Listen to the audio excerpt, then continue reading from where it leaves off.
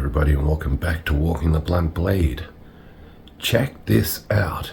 Spewing ash and smoke more than 2 kilometres into the air. All is calm until this. Ash and smoke fired more than 2 kilometres into the sky above the Taal volcano in the Philippines. This 100 kilometres south of the capital of Manila. I got no words except for wow. And I can say it backwards. Wow. The path to the volcano is popular for hikers. This was 5 years ago, the last major eruption, killing almost 40 people. It's lava! Whoa! Oh my god! Holy...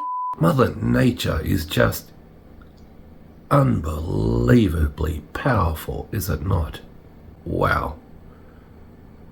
I'm not even sure I could have stood there filming from a safe distance.